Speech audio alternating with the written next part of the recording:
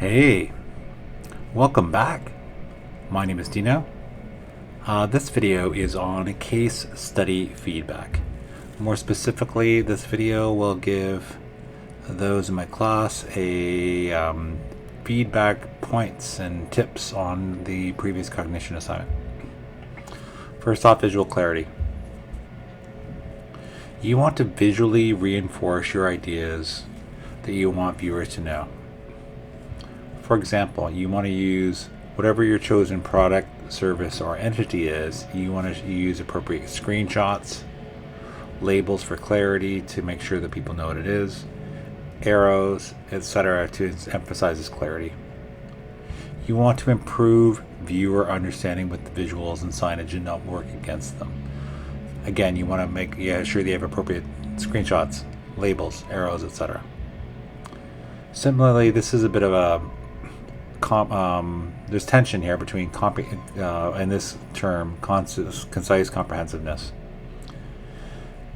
Whenever you have text, especially if it's in a visual presentation like this, like it's a PowerPoint or a keynote or a video like this that has text, you want to review your text to ensure it is concise. So you want to make sure it's very short, but it's also descriptive.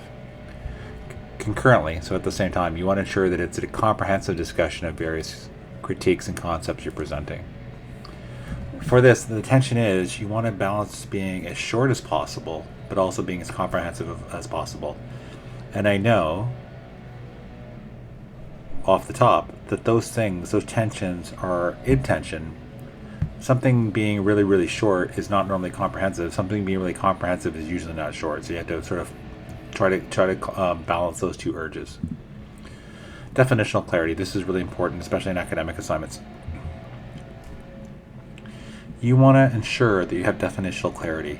You want to use actual, practical, real definitions, not made-up ones.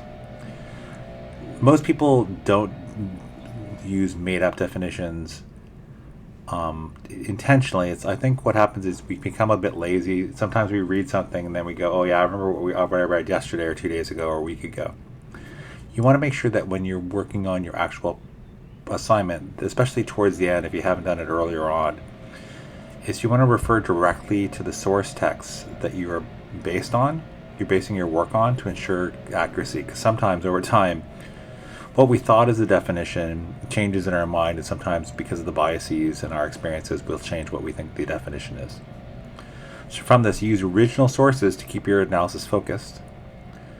Make sure those sources are obviously good, and you want to avoid any colloquial definitions that may be too broad. Like you might use a term like one of the ones in the cognition assignment is reusability, which means something. When we think about like a piece of media, we think about reusable, like we can use it over and over again. But in terms of Jordan's discussion, reusability means it's the person going back to a website after a time apart from it. It's probably like not a great term to use in terms of Jordan, because I think it overlaps too much with the colloquial use, so I think you'll be able to misunderstand it. But that's an example where when we think of reusability, it's about like, container, just using it multiple times.